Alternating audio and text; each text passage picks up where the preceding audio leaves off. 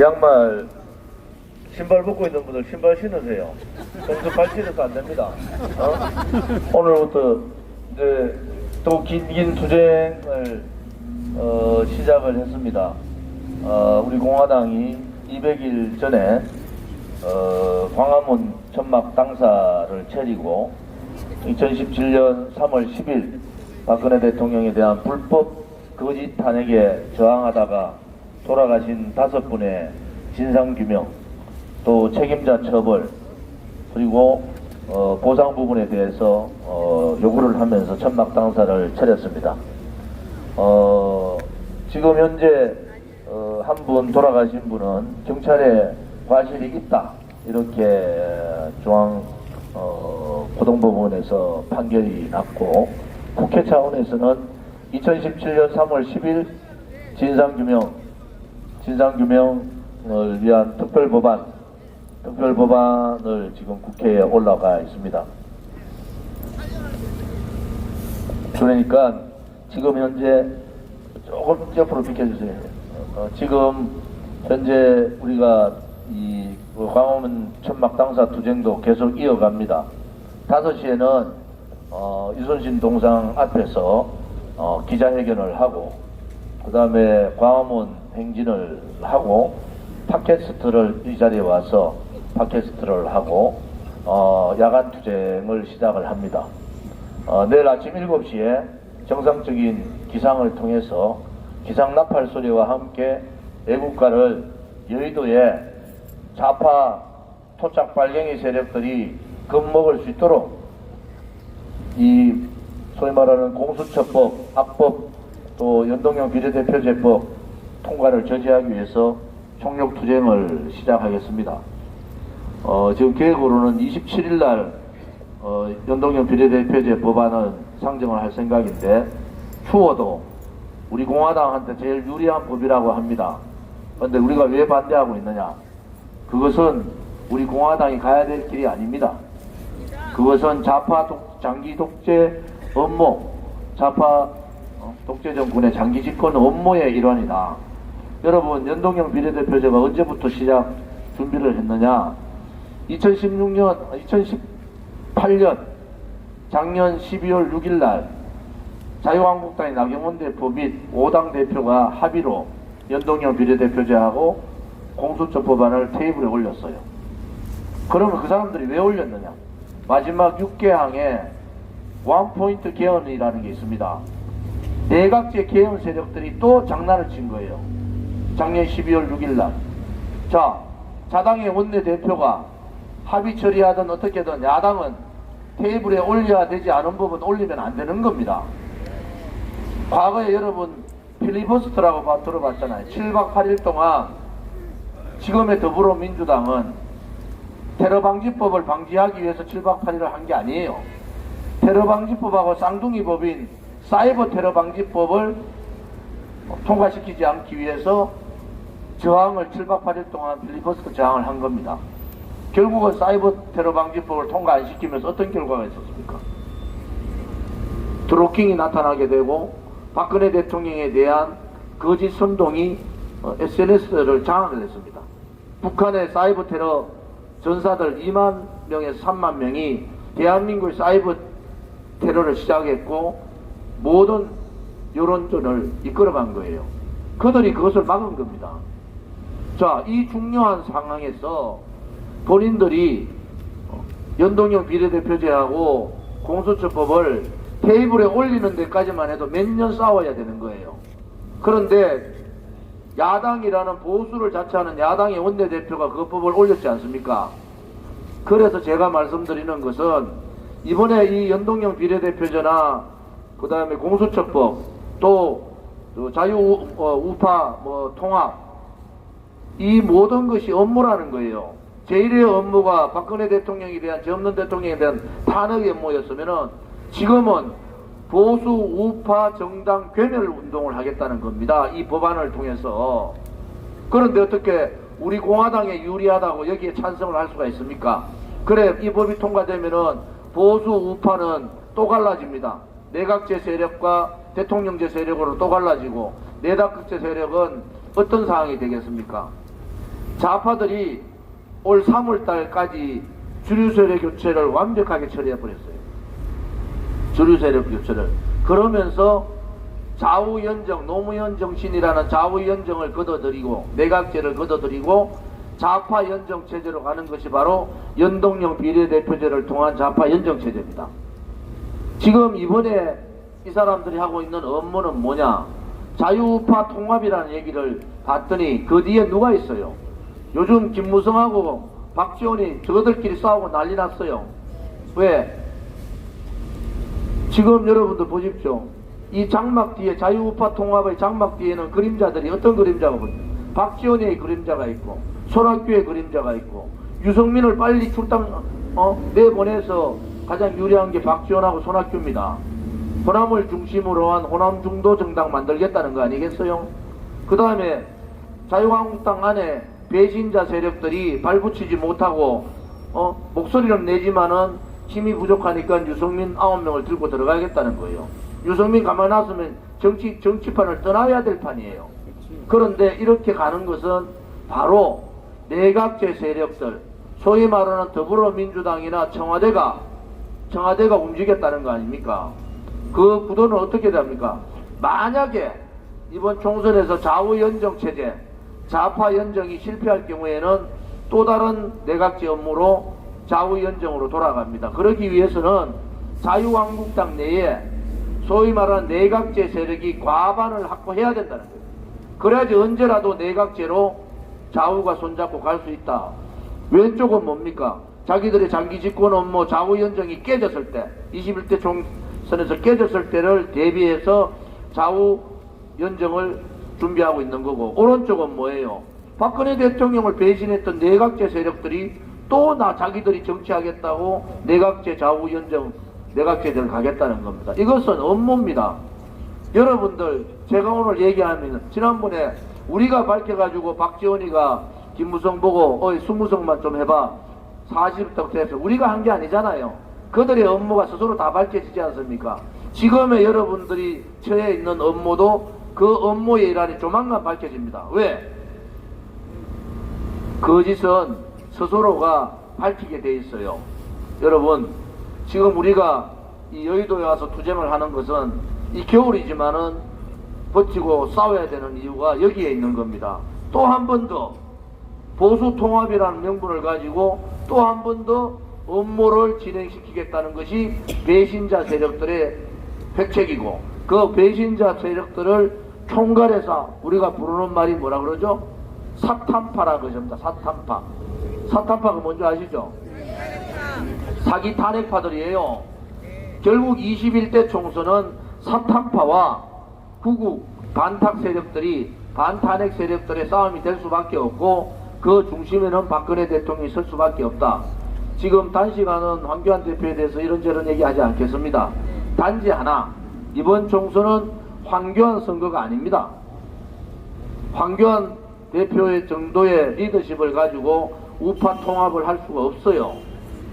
자, 이 정도의 판을 보고 우리가 어떤 그림을 그려야 될 건지를 봐야 되지 않습니까? 그래서 우리 공화당이 광화문 천막당사 투쟁에서 우리 여의도 천막당사 투쟁으로 텐트 100개, 오늘 아마 30개 정도 쳐진 걸로 알는데 내일 100개 정도 쳐질 겁니다. 천막당사 투쟁을 통해서 악법 중에 악법, 이 두 개 법은 막아야 됩니다. 이 두 개 법 맞지 않고 총선 치러봐야 의미가 없어요. 왜? 총선 치르면 뭐합니까? 이제 법 만들다가 좌파들 바깥에서 좌파들 그럴 거예요. 국회의원까지 치라는 거예요. 지금 여러분 공수처법 되면 첫째 고위공직자, 또 퇴직공무원, 퇴직군인, 군인, 또 기자들은 뭡니까? 지금 그 개혁 안에 그래 들어가 있어요. 피의사실 공표. 아니 기자들이 재판 되기 전에 수사 과정의 내용을 알아서 국민들이 알도록 해야지. 검찰이나 경찰이 검경에서 수사를 확실히 할 거 아닙니까? 그 기자들의 입을 막겠다는 거예요. 그 법안에 들어가 있다니까요, 이게. 그래서 우리 공화당은 백혜련 법안이나 권은희 법안이나 다 반대하는 거예요. 이 법 자체가 통과되면 안 된다는 겁니다.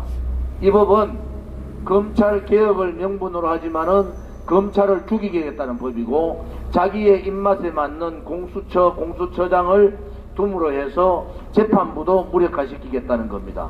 이것이 얼마나 무서운 법입니까? 자유민주주의 체제의 상권 분립을 완전히 무너뜨리는 법이 공수처법입니다. 행정부와 정부가 사법권을 지배하겠다는 거예요.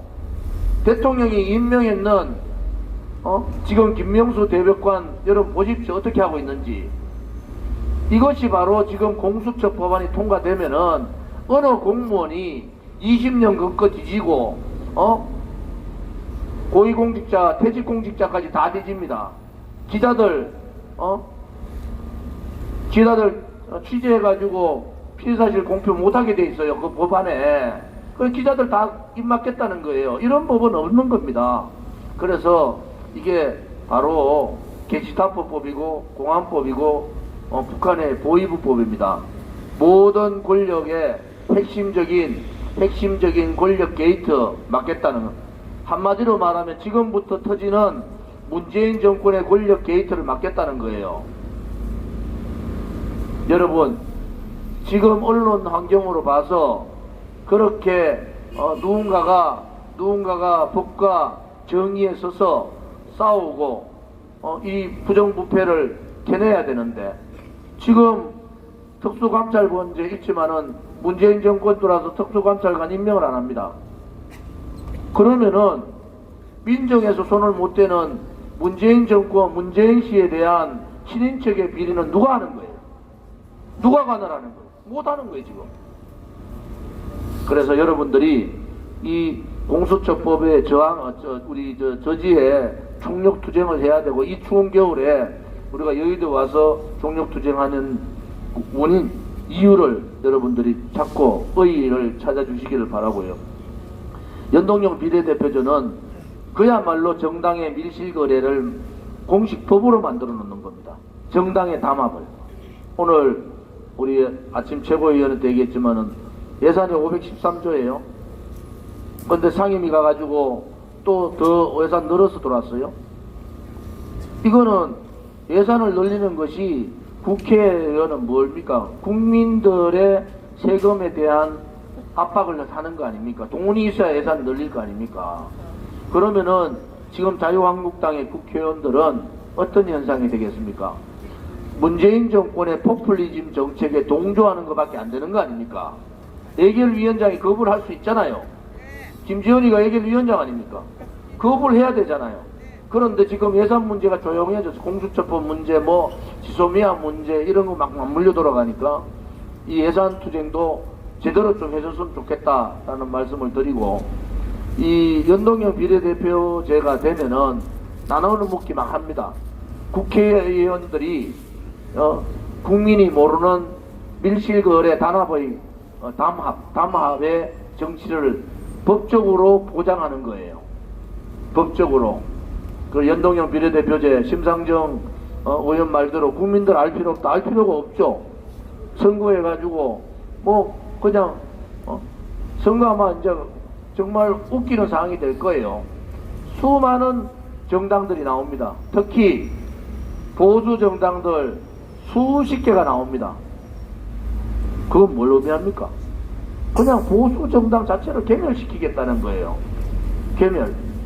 이러한 계산 하에 좌파들은 벌써 좌파 연정을 준비하고 좌파들의 5개 정당이 합쳐가지고 담합을 해가지고 연동형 비례대표제를 몰아붙이고 가겠다는 거예요. 첫째. 두 번째, 연동형 비례대표제 김관영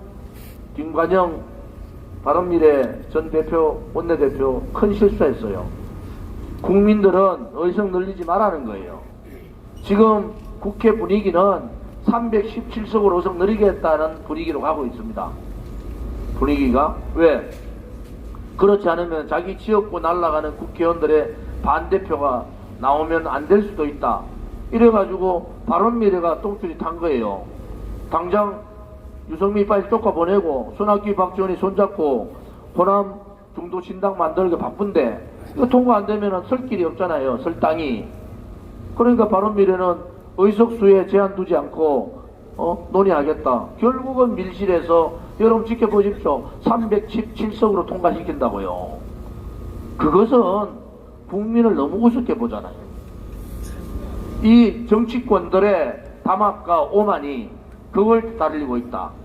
국민이 의석수를 줄이라고 얘기하는 국민이 많은데 역으로 자기 정당이 살아남기 위해서 의석수를 늘리는 꼼수를 지금 밀실에서는 벌써 진행을 하고 있는 겁니다.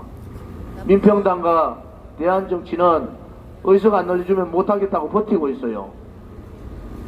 이것이 지금 담합정치라는 거 아닙니까? 선거 얼마 나놓고 이제 국회 얼마 남았잖아요. 그래 놔놓고 이제 선거운동한다고 온 언론방송에서 국회의원 의석수 늘든 줄이든 선거운동에 돌입해야 된다. 이제는 선거에 집중하자 하면서 떠들 겁니다. 도대체 자유한국당은 이런 식으로 가면은 통과되는 거예요. 통과되기 전에 막아야 되잖아. 통과되기 전에 안 막고 통과되고 난 다음에 의원직 사퇴라는 쇼 해봐야 의미가 없는 거 아니에요. 맞습니다. 그래서 안 된다는 거예요. 우리 공화당도 총동원령을 내려서 앞으로 여의도 투쟁을 할 테니까 자유한국당 108명 국회의원들 다 나오란 말이에요. 나와서 여기서 싸우란 말이에요. 왜 싸울 줄은 몰라서 못 싸웁니까? 자유한국당의 당원들도 지금 분해가지고 이거 통과되면 다 죽는다 이런 인식을 가지고 싸우기를 원하는데 지도부들이 황교안 대표만 청와대 옆에서 단식하고 누워 있으면 되는 게 아니라니까요. 정치라는 게. 맞아요. 지금 108명이 이 겨울에 국회의사당 앞에서 눈 맞아가면서 거기서 동상 걸리가 죽든 굶어 죽든 몇 사람 죽어 나가야지 이 법을 막을 수 있지. 어떻게 이 법을 막을 수 있습니까? 그런 각오가 없단 말이에요. 지금 쇼하려고 지금 또 준비하고 있어요. 절대 용서하시면 안 됩니다. 누가 진정으로 대한민국을 뭐라고, 누가 진정으로 공수처법을 반대하고, 누가 진정으로 연동형 비례대제를 반대하는지 이제 똑바로 국민들이 느끼셔야 된다. 그런 말씀을 좀 드리겠습니다. 오늘 광화문 200일 투쟁에 뭐 여러 가지 떡도 준비해 오시고 하셨는데 이 투쟁이 언젠가는 끝이 나겠죠. 언젠가는. 그날 박근혜 대통령 빨리 좀 구출했으면 좋겠어요. 솔직히 우리 동지들이 많이 힘들어하고 계시다. 또 하나는 이 다음에 언젠가는 웃는 날 여러분들이 바라는 그런 나라가 될 거다라는 확신도 가지고 광화문 투쟁에 하루도 빠짐없이 기자회견에 나오셔서 연설해 주신 우리 허평환 대표님, 또 총괄 투쟁 준비를 해주신 박대호 최고위원님, 또 연설을 매일 기자회견에 연설문을 써주신 인지연 수석, 그 다음에 일부 총장, 그 다음에 변성근 일부 총장, 그리고 송영진 대외협력실장, 박기영 대리, 황정남 등등 수많은 또 팟캐스트로 제일 팟캐스트 등장 횟수로 1등, 가끔가다 3000% 빠지지만은 1등으로 우리나라의 근현대사 역사를 한번 교육을 해주신 분들, 또 한 분도 빠짐없이 나오셔서 더우나 추우나 활동하시고 6월 25일 날 저항에서 100여 분이 다치고 많은 분들이 부상을 당했어도 견디면서 투쟁을 함께 해주신 분들, 홍문정 대표님을 비롯해서 또 이 우리 지도부들이 마음이 바깥에 나가 계신 천막 투쟁을 하고 계신 분들한테 정말 존경과 감사를 드리고 있습니다. 이 투쟁에 끝이 없는 것이 아니라 문재인 정권 하는 거 보니까 곧 끝날 것 같아요. 그러니까 자신감을 가지시고 강력한 투쟁 체제로 오늘부터 다시 전환을 해서 오늘 천막 당사에서부터 저는 천막 당사 투쟁을 시작을 하겠습니다. 물론 뭐 국회일도 있고 여러 가지 일을 보지만은 뭐 단식을 하고 싶은데 제가 한 14일 단식 해봤더니 단식이 쉬운 일이 아닙니다. 그리고 지금 황교안 대표가 저 얼음장 같은 바깥에서 노숙 단식은 정말 어려운 단식이에요. 황교안 대표가 힘을 내기를 바라고, 또 우리 연대 투쟁에 빨리 자유한국당이 같이 자유한국당이 들어오면은 우파 국민들이 다 들어올 거 아닙니까? 그러면 전체 우파 국민이 나서서 여기에 촛불 집회 인원의 10배가 모여야 됩니다. 10배가 모여서 이 촛불을 제압을 해야 됩니다. 이것이 국민의 목소리라고 보여줘야 됩니다. 미디어법 할 때 제가 한 말씀 드렸죠. 좌파들이 담 다 부수고 본회의장 밧줄 타고 본회의장 내려왔어요.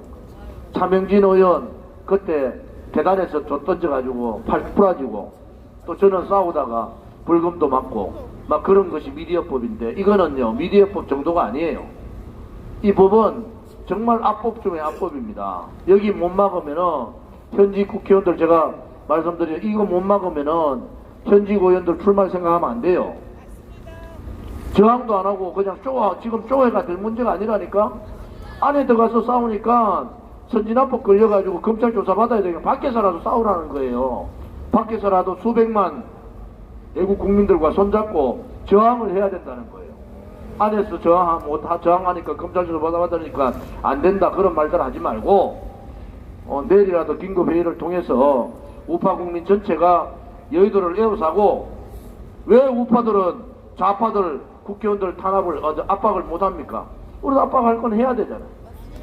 오늘 우리 공화당이 깃발을 꽂았으니까 이 여의도 투쟁에 우파 국민들과 우리 또 자유한국당 동지들이 다 함께 참여해 주기를 바랍니다. 감사합니다.